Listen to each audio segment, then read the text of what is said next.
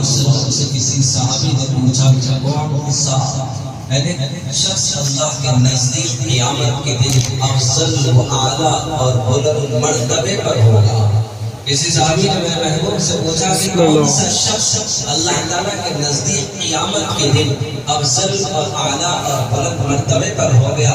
فرمایا کثرت سے اللہ کا ذکر کرنے والا۔ سبحان اللہ۔ دریافت کیا گیا کہ یا رسول اللہ غازی فی سبیل اللہ سے بھی؟ فرمایا ہاں کیوں نہیں، خواہ اس کی تلوار کفار مشرکین سے لڑتے لڑتے ٹکڑے ٹکڑے ہو کر خون سے غمگین ہو جائے، اللہ کا ذکر کرنے والا اس شخص سے کئی درجے بہتر اور افضل ہوگا۔ مجاہد فی سبیل اللہ، اللہ کی بڑی فضیلت ہے کہ اس کے جسم سے خون کا خطرہ زمین پر گرنے سے پہلے اس کی مغفرت کے فیصلے ہو جاتے ہیں۔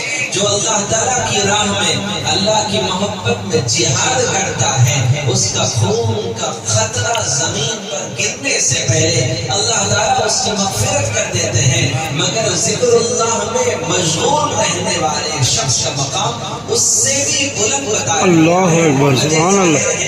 عبادت چاہے نماز ہو یا زکوٰۃ ہو یا روزہ ہو یا حج ہو یا جہاد فی سبیل اللہ کیوں نہ ہو، جب تک دل میں اللہ کی محبت و عظمت، اس کی بڑائی، اس کی کبریائی نہ ہو، آدمی ان افعال کے انجام دینے کی طرف مائل نہیں ہو سکتا۔ اگر ہو بھی جائے تب بھی وہ کیفیت نہیں ہوتی جو ان اعمال میں مطلوب اور مقصود ہے۔ ذکر الہی ان سب کے لیے روح کے مانند ہے، اسی وجہ سے ذکر الہی مشغول اور مسرور شخص کو سب عبادت گزاروں سے افضل قرار دیا گیا ہے۔ یعنی ذکر اللہ سے بڑھ کر دنیا میں کوئی چیز نہیں۔ ذکر کرنے والا اللہ کا اس قدر محبوب ہو جاتا ہے کہ وہ جس جگہ ذکر کرتا ہے، اللہ کے نبی صلی اللہ علیہ وسلم نے فرمایا کہ فرشتے اس کے اوپر سایہ فگن ہو جاتے ہیں اور اسے رحمت الہی ڈھانپ لیتی ہے،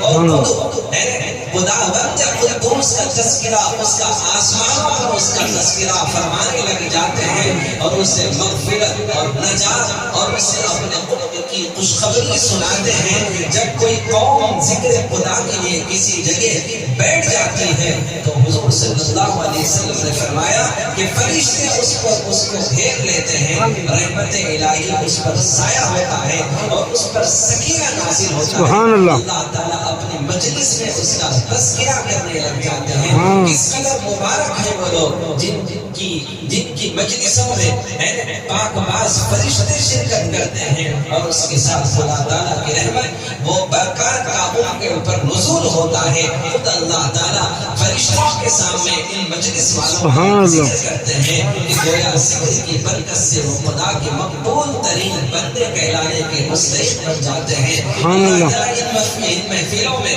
بار بار آنا ہمیں آمین آمین آمین آمین آمین آپ سب آمین آمین۔ ہماری زندگی جو صبح شام بے چینی اور بے قراری میں ہے، یعنی اللہ تعالیٰ ہماری زندگی میں سکون عطا فرمائے۔ آمین۔ اس نام کی عظمت، اپنے اس نام کی برکت اور اپنے اس نام کی برکتوں سے اللہ تعالیٰ ہمارے اس ملک میں امن قائم فرمائے۔ آمین۔ اس ملک کے چپے چپے میں خدا اپنی رحمتوں کا نزول فرمائے۔ آمین۔ اس ملک میں رہنے والے تمام باشندوں کو محبت اور پیار کے ساتھ، اخوت اور بھائی چارگی کے ساتھ محبت اور پیار سے اللہ تعالیٰ ہمیں رہنے کی توفیق عطا فرمائے۔ آمین۔ دنیا میں ذکر اللہ کی ضربیں لگانے والے، نام خدا کا ورد کے حلقے لگانے والے، اپنی زبانوں کو نام خدا سے تر کرنے والے، اپنے دلوں کو یاد الہی سے آباد رکھنے والوں کو قیامت کے دن اس قدر اعزاز و اکرام سے نوازا جائے گا کہ دیکھنے والے انہیں دیکھ کر رش کرنے لگیں گے۔ چنانچہ حدیث پاک میں حضور اقدس صلی اللہ علیہ وسلم نے اس منظر کو اس انداز سے صحابہ کرام کے سامنے پیش کیا۔ اللہ تعالیٰ قیامت کے دن بعض قوموں کا حشر اس طرح فرمائیں گے کہ ان کے چہروں میں نور چمکتا ہوگا، اللہ موتیوں کے ممبروں پر بیٹھے ہوں گے، لوگ ان کو رشکی نظروں سے دیکھ رہے ہوں گے اور دور سے دیکھ کر کہیں گے یہ کوئی نبی ہے، یہ کوئی پیغمبر ہے، یہ کسی قوم کے برگزیدہ نیک اور صالح بندے ہیں، یا ان کا شمار صدیقین اور صالحین میں ہوگا۔ نہیں، وہ رشکی نظروں سے دیکھیں گے، لیکن رحمت خداوندی کہے گی یہ وہ لوگ ہیں جو دنیا میں اللہ کا کثرت سے ذکر کرنے والے ہوں گے، وہ لوگ کے ممبروں پر ہوں گے اور ان کے چہرے سورج سے زیادہ چمکدار ہوں گے۔ یا آخرت میں اللہ تعالیٰ اپنے نام کے ورد کی برکت سے اللہ تعالیٰ ان کو یہ اعزاز عطا فرمائے۔ سبحان اللہ۔ بتاؤ، جن کو خدا اپنی رحمتوں کے سائے میں نور کے ممبروں پر اور ان کے چہرے کو چمکدار بنائے گا، بتاؤ پھر ان کے لیے جنت کا انہیں حقدار بنا دے گا۔ اللہ تعالیٰ ہمیں کثرت سے اس کا آمین۔ لینے کی توفیق عطا آمین۔ فرمائے۔